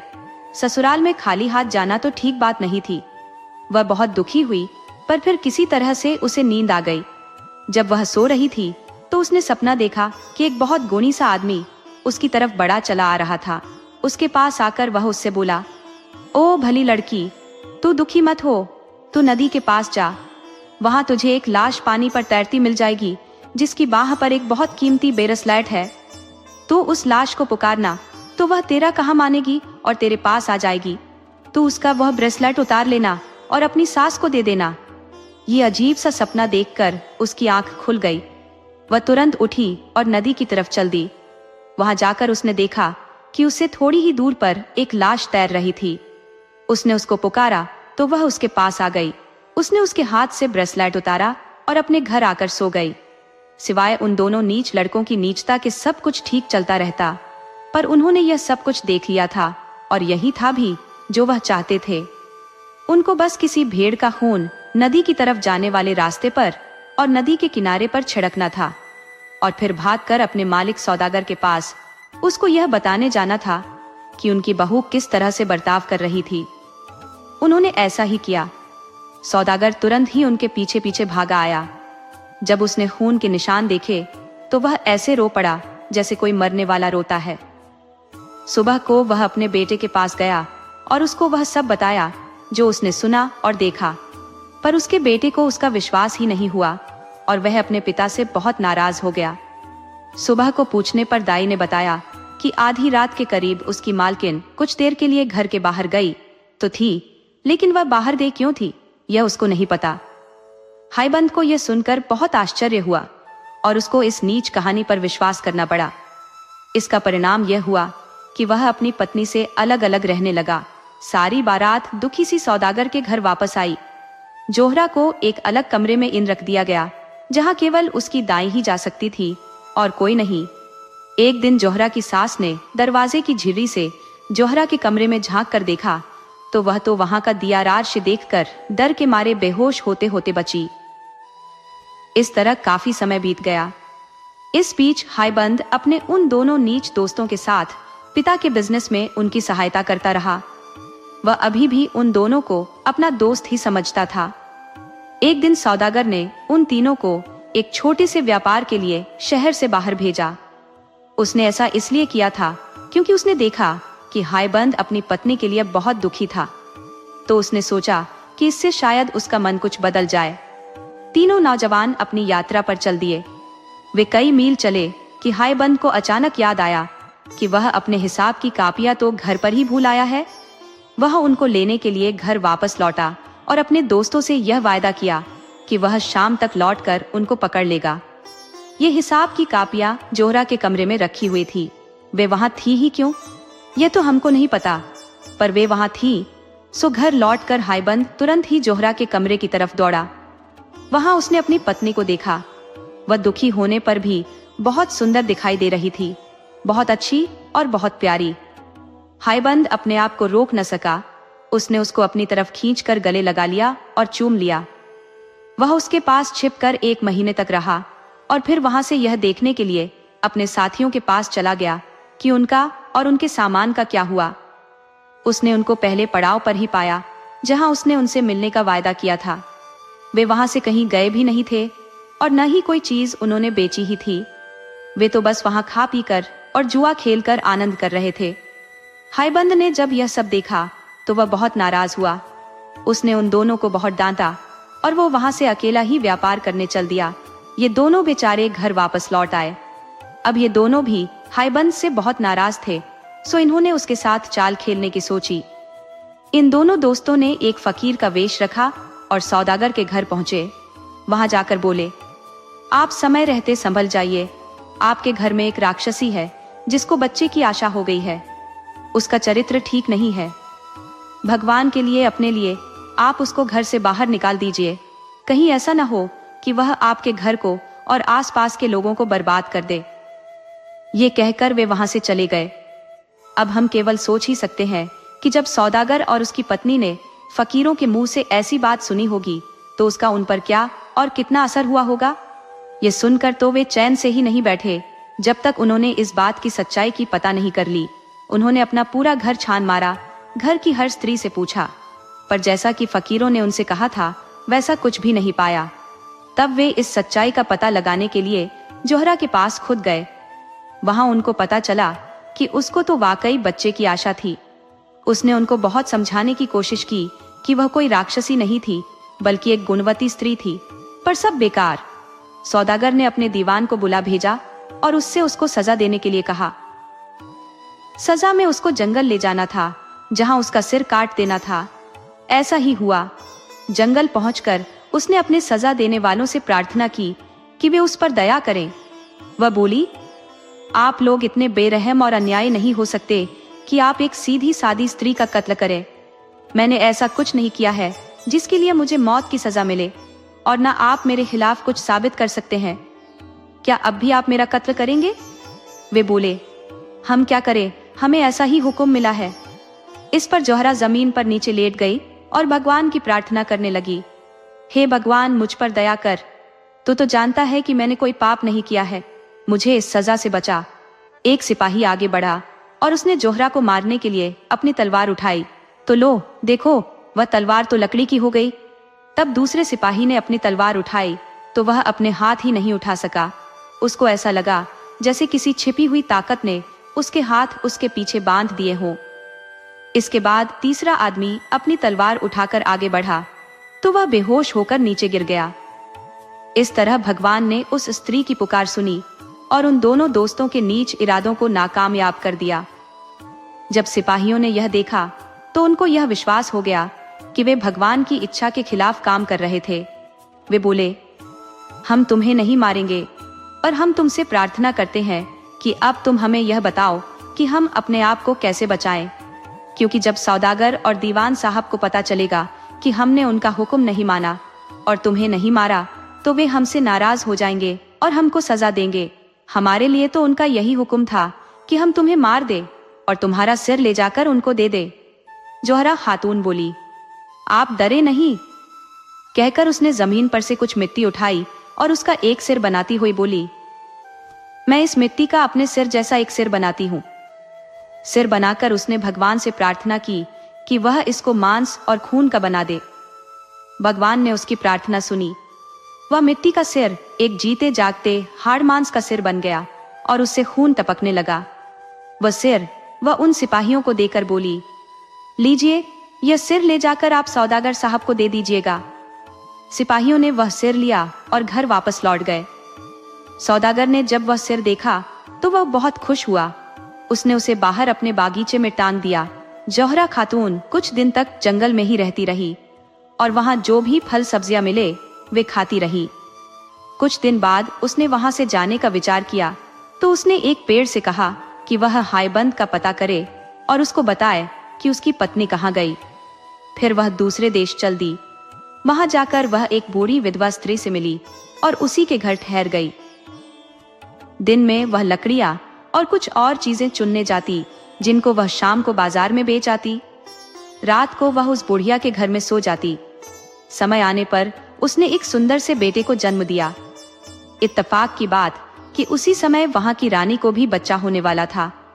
वह प्रार्थना कर रही थी कि उसके बेटा हो जाए, क्योंकि राजा ने उसको धमकी दी थी कि अगर उसके बेटा नहीं हुआ तो वह उसको मरवा देगा। इसलिए उस बेचारी को बहुत चिंता लगी थी। उसने शाही दाइयों को बुलवाकर पूछा भी कि उसके बेटा होगा कि नहीं, पर सबने मना कर दिया कि नहीं, उसके बेटा नहीं होगा। उन्होंने उसको सलाह दी कि वह कोई हाल का जन्मा बेटा ले ले और वह बेटी जो वे सोचती थी कि उसको होगी उसको किसी को दे दे। रानी ने उनकी सलाह मान ली और एक नए जन्मे लड़के को ढूंढने के लिए सब जगह अपने दूत भेज दिए। उन दूतों में से एक दूत उस बूढ़ी विधवा के घर भी आया। उसने जब वह नया जन्मा बेटा वहां देखा तो उससे रानी के लिए उसको उसे बेचने की प्रार्थना की। वह बुढ़िया बहुत लालची थी, सो वह राजी हो गई। उसने उस बच्चे को उस आदमी को दे दिया और वह दूत उस बच्चे को रानी के पास ले गया। जब रानी के बच्चा हुआ तब बच्चे के जन्म की खबर फैलाई गई। सारे देश में खूब खुशियां मनाई गई। उधर जैसे ही दूत जोहरा के बेटे को लेकर गया, बुढ़िया ने कुछ पत्थर इकट्ठा किए और उनमें से एक बड़ा पत्थर वहां रख दिया जहां जोहरा का बच्चा सोता था, और बाकी बचे पत्थर एक अलमारी में रख दिए। जब जोहरा वापस लौटी तो उसने उससे कहा कि कोई दैवीय स्त्री वहां आई थी जिसने उस बच्चे को पत्थर में बदल दिया, जैसे कि उसने उसके पहले कई बच्चों के साथ किया था। इसको साबित करने के लिए उसने उसको अलमारी में रखे हुए वे बचे हुए पत्थर दिखलाए जो उसने वहां पहले से ही रखे हुए थे। उसने उसको यह भी बताया कि वह राक्षसी साल में वहां एक बार आती थी। बेचारी जोहरा खातून अपने बच्चे के इस तरह खो जाने पर बहुत दुखी हुई, बहुत रोई। पहले तो उसका पति चला गया और अब उसका बच्चा भी चला गया। वह तो बस अब मरना चाहती थी। ये दुनिया उसके लिए बहुत ही खराब और मुश्किल वाली लगी। वह अब किसके लिए जिए? उसकी जिंदगी दूभर हो गई थी। वह बस दिन में लकड़ी और फल जैसी चीजें इकट्ठी करके लाती और हर रात को उस नीच बुढ़िया के अजीब से घर में लौट आती जिसने उसको बिल्कुल भी आराम नहीं मिलता था। इस बीच उसका बेटा यानी राजकुमार बड़ा होता रहा। वह एक बहुत ही चतुर और गुणी नौजवान बन गया। अपना काम करते समय अक्सर वह इस बुढ़िया विधवा के घर के पास से गुजरता। एक दिन शाम को जब वह उस बुढ़िया के घर के पास से गुजर रहा था तो उसने जोहरा को देखा जो अपना दिन का काम खत्म करके घर लौट रही थी। वह उसकी सुंदरता देखकर चकित रह गया। उसने यह भी देख लिया कि वह कहाँ रहती थी। जब वह महल लौटा तो राजा के पास गया और उस स्त्री से अपनी शादी करने की प्रार्थना की। राजा ने कहा कि वह उसके बारे में सोचेगा। उसने जोहरा खातून को अपने महल में बुलाया। वह खुद भी उसकी सुंदरता और सीधेपन से बहुत प्रभावित हुआ। उसने उससे अपने बेटे के प्यार की बात बताई और उससे पूछा कि क्या वह उसे शादी करना पसंद करेगी। इस पर उसने जवाब दिया कि वह तो पहले से ही शादीशुदा है। उसको यह भी पता नहीं है कि उसका पति जिंदा है या मर गया है। वह फिर बोली कि अगर उसको अगले 6 महीने तक अपने पति की कोई खोज खबर न मिली तो वह राजकुमार से शादी कर लेगी। राजा ने उसकी बात मान ली और इस तरह से यह मामला कुछ दिनों के लिए टल गया। उस सारे साल और कई और साल तक हायबंद व्यापार के उद्देश्य से दुनिया में देश देश घूमता रहा। आखिर इसी समय के आसपास वह एक बहुत ही अमीर आदमी बनकर अपने घर लौटा। उसने सोचा था कि उसको अपनी पत्नी अपने घर में ही मिल जाएगी, क्योंकि अब तक वह अच्छी साबित हो गई होगी और उसके घर वालों ने उसको स्वीकार कर लिया होगा।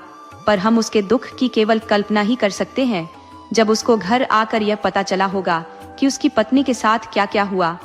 उसने अपने माता पिता से पूछा कि उसको मारने वाले उसे किधर लेकर गए थे और कहां उन्होंने उनके बेरहम हुक्म का पालन किया होगा।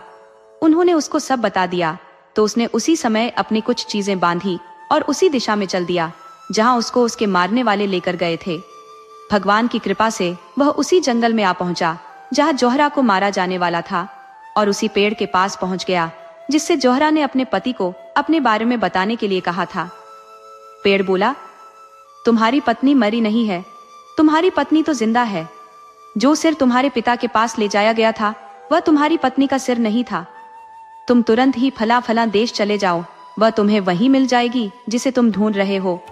जाओ, अल्लाह तुम्हारी रक्षा करे।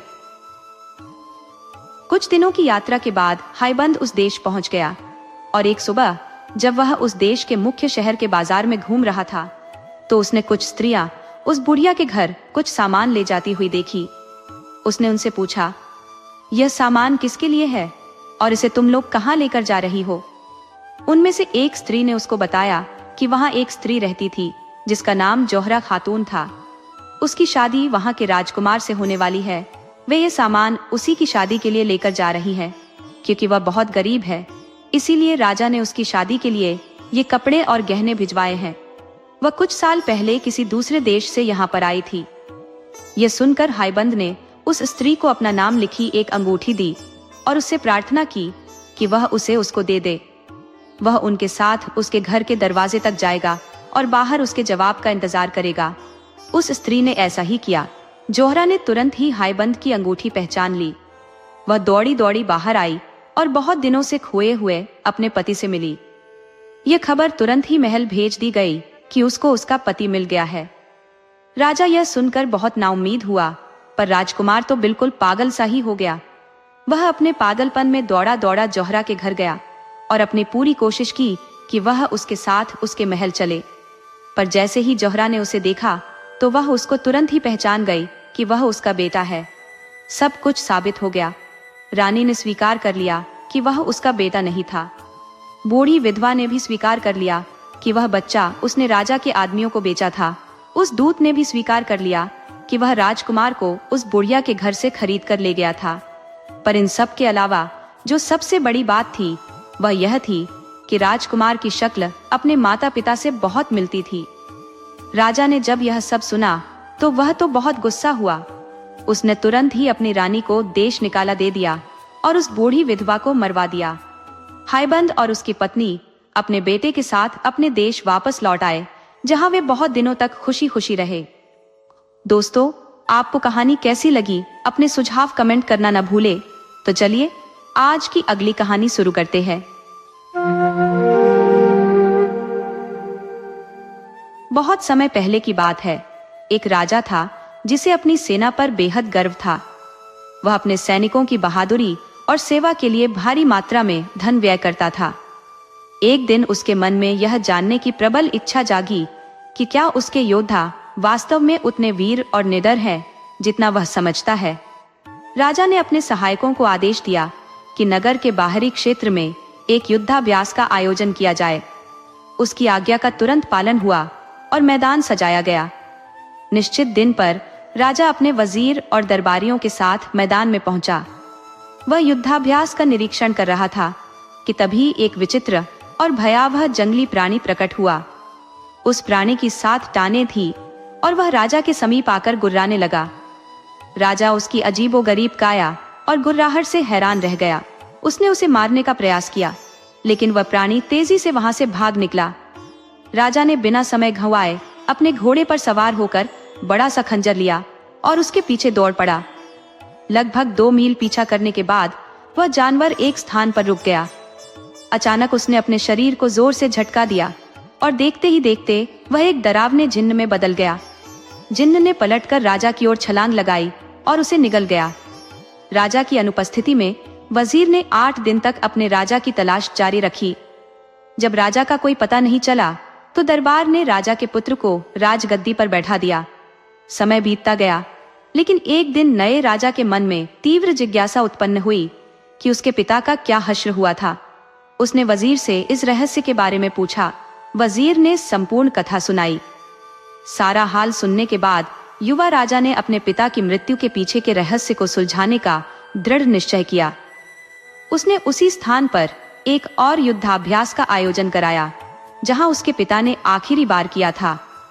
जैसे ही आयोजन शुरू हुआ, वहीं 7 टांगों वाला विचित्र जानवर प्रकट हुआ और डरावनी गुर्राहट के साथ सबको भयभीत करता हुआ वहां से चला गया। राजा के वजीर ने यह दृश्य देखा तो वह जोर से हंस पड़ा। राजा ने पूछा, तुम क्यों हंसे? वजीर ने उत्तर दिया, महाराज, मैं इसलिए हंसा क्योंकि यह वही प्राणी है जिसने आपके पिता को हमसे छीन लिया था। राजा ने यह सुनकर दृढ़ता से कहा, यदि यह वही है तो इसे मारकर ही मैं चैन की सांस लूंगा। ये मेरे पिता का घातक शत्रु है और इसे मारे बिना मैं शांत नहीं हो सकता। यह कहते हुए राजा घोड़े पर सवार हुआ और उस प्राणी का पीछा करने लगा। वह प्राणी उसे भी उसी तरह बहकाकर एक दूरस्थ स्थान पर ले गया जैसा उसने उसके पिता के साथ किया था। वहां पहुंचते ही जानवर ने अपने शरीर को झकझोरा, अपने असली स्वरूप में आया और राजा पर झपट पड़ा। राजा ने भय से कांपते हुए अपने मन की गहराइयों से भगवान को पुकारा और उनसे सहायता की याचना की। उसकी प्रार्थना सुनकर भगवान ने अपना एक दिव्य संदेशवाहक उसके पास भेजा, जो उसे इस भयंकर जिन्न से बचने का उपाय बताए। दूत ने राजा से कहा, यह जिन्न अपनी शक्ति और क्रूरता में अतुलनीय है। इसके खून की एक बूंद भी यदि धरती पर गिर गई और यह जिंदा रहा तो उसी क्षण एक और ऐसा ही जिन्न पैदा हो जाएगा। वह तुम्हारे ऊपर झपटेगा और तुम्हारे शरीर को चीर फाड़ कर रख देगा।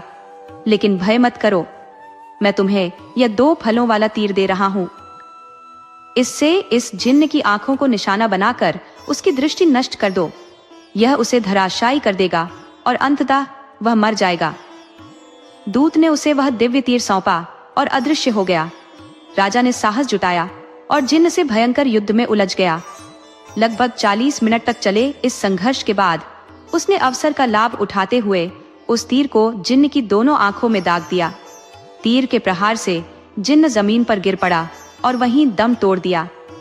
ये सुनिश्चित करने के बाद कि जिन्न वास्तव में मर चुका है, राजा ने अपनी तलवार निकाली और उसका सिर धड़ से अलग कर दिया। उसने वह सिर एक तीर की नोक पर लटकाया और अपने महल की ओर चल पड़ा।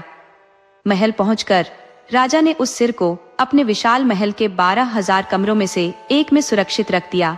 उस कमरे का दरवाजा बंद कर उसने उसकी चाबी अपनी माँ को सौंप दी और सख्त निर्देश दिया कि वह किसी भी स्थिति में उस कमरे का दरवाजा न खोले। हालांकि राजा ने अपनी माँ को यह नहीं बताया कि उस कमरे में क्या रखा गया है। ये रहस्य उसकी माँ के मन में कौतूहल जगा गया। उसने सोचा कि कमरे में कोई अद्वितीय खजाना छिपा हो सकता है। जिज्ञासा से व्याकुल होकर एक दिन वह उस कमरे की ओर बढ़ी और ताला खोल दिया। कमरे के भीतर झांकने पर उसे कुछ खास दिखाई नहीं दिया, क्योंकि राजा ने जिन्न का सिर एक कोने में फेंक दिया था। लेकिन तभी उसे एक डरावनी हंसी सुनाई दी और उसके साथ शब्द गूंजे, तेरा बेटा एक जिन्न है, उसे सावधान रहना। वह भी किसी दिन तुझे मार डालेगा जैसे उसने मुझे मारा। अगर तू अपनी जान बचाना चाहती है तो उसे महल से बाहर निकाल दे। सन्न रह गई। माँ ने कांपते हुए पूछा, ये आवाज कहाँ से आ रही है और तुम कौन हो जो ऐसी बातें कह रहे हो? वही आवाज फिर गूंजी, झूठ मोट बीमारी का बहाना बना और उससे कह कि तेरी सेहत के लिए मादा चीते का दूध चाहिए। उसे मांग कि वह स्वयं उस दूध को लाने जाए। ये तेरा जीवन बचाने का एकमात्र तरीका है। अगली सुबह भारी और दुखी दिल से राजा एक जंगल की तरफ जाता देखा गया, जहां चीते और दूसरे जंगली जानवर घूमते हुए देखे जाते थे। जल्दी ही उसको एक मादा चीता दिखाई दे गई, जो अपने 2 बच्चों के साथ धूप में बैठी हुई थी। उसको वहां देखकर वह एक पेड़ पर चढ़ गया और वहीं से उसके एक थन में तीर मारा। इत्तेफाक से उसके उस थन में कई दिनों से बहुत दर्द हो रहा था, क्योंकि उसके पास ही उसके एक फोड़ा हो रहा था। राजा का तीर उस फोड़े में जा लगा, जिससे वह फोड़ा फूट गया और मादा चीते को बहुत आराम मिला। मादा चीता इस आराम के लिए उसकी बहुत कृतज्ञ हुई। उसने ऊपर की तरफ देखा और उससे नीचे उतरने की प्रार्थना की। उसने उससे पूछा कि इसके बदले में उसको क्या चाहिए। राजा ने उससे कहा कि उसको कुछ नहीं चाहिए, सिवाय उसके थोड़े से दूध के, जो उसे उसकी बीमार माँ के लिए चाहिए था। मादा चीते ने तुरंत ही उसकी बोतल अपने दूध से भरकर उसको दे दी, जो वह अपने साथ लेकर आया था। फिर उसने उसको अपने कुछ बाल दिए और उससे कहा, जब भी कभी तुम किसी मुश्किल में हो तो इन बालों को सूरज को दिखा देना, मैं तुम्हारी सहायता के लिए तुरंत ही आ जाऊंगी। राजा ने उसका वह दूध और उसके बाल लिए और घर आ गया। जब रानी माँ ने उसको मादा चीते का दूध लाता देखा तो उसे लगा कि शायद वह वाकई कोई जिन्न था। उसने अपने दिल में उसको मारने का पक्का इरादा कर लिया। वह फिर उस कमरे में गई जिसमें वह सिर रखा था और उसे अपना पूरा हाल बताया। तो उस बोलने वाले ने उससे कहा, इस बात से यह पता चलता है कि वह वाकई में एक जिन्न है। एक जिन्न के अलावा कोई और किसी मादा चीते का दूध ला ही नहीं सकता, तो जल्दी से जल्दी उसे मारने का इंतजाम कर। रानी माँ बोली, पर मैं उससे कैसे छुटकारा पाऊं? आवाज फिर बोली, इस बार जब वह तुझसे दोबारा मिलने आए और तेरा हाल पूछे तो तू इससे कहना कि तू अभी भी बहुत कमजोर और बीमार महसूस कर रही है। मादा चीते के दूध ने तेरे ऊपर कुछ ज्यादा असर नहीं किया, पर सुना है एक राजकुमारी है जो फला फला ऊंची पहाड़ी पर एक किले में अकेली रहती है। अगर वह तेरे पास आ जाए और तुझे छू ले तो उसके छूने से ही तो ठीक हो जाएगी। यह सुनकर तेरा बेटा उस भयानक किले में जाएगा तो निश्चित रूप से रास्ते में ही मारा जाएगा। अगले दिन शाम को जब राजा अपनी माँ को देखने गया और उससे पूछा, माँ, अब तुम कैसी हो? क्या अब तुम पहले से कुछ अच्छी हो? रानी माँ रोती हुई से बोली, कहाँ बेटा, इस मादा चीते के दूध ने तो मुझे बिल्कुल भी फायदा नहीं किया। पर कल मैंने एक सपना देखा कि एक राजकुमारी है जो फला फला ऊंची पहाड़ी पर एक किले में अकेली रहती है। अगर वह मेरे पास आ जाए और मुझे छू ले तो उसके छूने से ही मैं बिल्कुल ठीक हो जाऊंगी। जब तक वह यहाँ नहीं आती और मुझे नहीं छू लेती मैं ठीक नहीं हो सकती। राजा बोला, माँ, थोड़ा धीरज रखो, मैं उस राजकुमारी को तुम्हारे पास जरूर लेकर आऊंगा। अगर नहीं ला सका तो राज्य छोड़ दूंगा। सो अगली सुबह राजा ने अपना सबसे तेज भागने वाला घोड़ा उठाया और उस पर बैठकर अपनी उस खतरनाक यात्रा पर चल दिया। वह मादा चीते के दिए हुए जादू को, बालों को साथ ले जाना नहीं भूला था। जैसे ही सूरज निकला उसने वे बाल सूरज को दिखाए।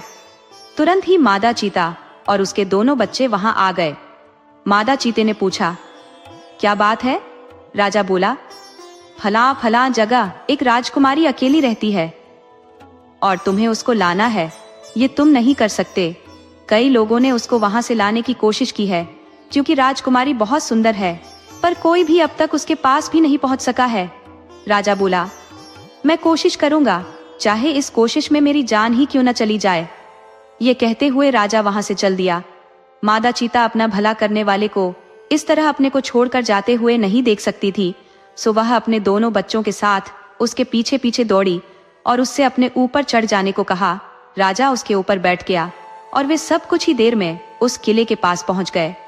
वहां पहुंचकर मादा चीता राजा से बोली, देखो, यहाँ पर इस किले के 3 दरवाजे हैं। राजकुमारी के पास पहुंचने से पहले उन तीनों दरवाजों से होकर गुजरना जरूरी है। पहले दरवाजे के पास एक बहुत बड़ा लोहे का टुकड़ा रखा है जिसको एक लकड़ी की कुल्हाड़ी से तोड़ना जरूरी है, नहीं तो दरवाजा नहीं खुलेगा। दूसरे दरवाजे के पास एक नकली गाय खड़ी है जिसके चारों तरफ असली जिन्न खड़े हैं। अगर कोई भी आदमी उस गाय को दूह सकता है तो वह उस दरवाजे में से होकर जा सकता है, और अगर नहीं दूह पाता तो वे जिन्न लोग उसको मार देते हैं। तीसरे दरवाजे के पास राजकुमारी खुद बैठती है। अगर वह तुमसे खुश है तो वह तुम्हारा स्वागत करेगी, और अगर खुश नहीं है तो वह तुमको मार डालेगी। यह सब सुनकर तो राजा बहुत ही डर गया। उसने मादा चीते से उसकी सहायता की प्रार्थना की। मादा चीता बोली, ठीक है, मैं तुम्हारी सहायता करूंगी। मेरे पास एक जादू है जिसकी सहायता से मैं उस लोहे के टुकड़े में घुस जाऊंगी, और जब तुम उसको अपनी लकड़ी की कुल्हाड़ी से तोड़ोगे तो मैं उसको 2 टुकड़ों में तोड़ दूंगी। चौकीदार सोचेगा कि तुमने वह लोहे का टुकड़ा तोड़ा है और वह तुमको पहले दरवाजे से अंदर जाने देगा। सास। तभी मादा चीते के दोनों बच्चों में से एक बच्चा बोला, और मैं उस गाय की मूर्ति में घुस जाऊंगा और उसको दूध देने पर मजबूर कर दूंगा, और उसके पास खड़े जिन्हों को जब तुम दूध दोह रहे होगे तो उनको तुमसे दूर रखने में सहायता करूंगा। इस तरह से तुम दूसरे दरवाजे से होकर निकल जाओगे। इसके बाद मादा चीते के दूसरे बच्चे ने कहा, और मैं राजकुमारी की आंखों में अपना जादू डाल दूंगा, जिससे जब वह तुम्हारी तरफ देखेगी तो तुम उसको सूरज की तरह से चमकीला पाएगी। सो वह तुमको देखते ही अपना तीसरा दरवाजा खोल देगी, और फिर जो तुम कहोगे वह वही करेगी। सो उन तीनों ने अपने अपने वायदे वफादारी से निभाए। इस तरह से राजा तीसरे दरवाजे के पार पहुंच गया। राजकुमारी ने जैसे ही उसको देखा तो उसकी बहादुरी और सुंदरता से बहुत प्रभावित हुई। उसने राजा से अपने साथ शादी करने के लिए कहा।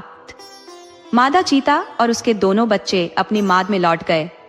कुछ दिन बाद ही राजा राजकुमारी को लेकर राजमहल पहुंचा और जाकर माँ से बोला, माँ, उस जगह को जाने वाला रास्ता बहुत खतरनाक था।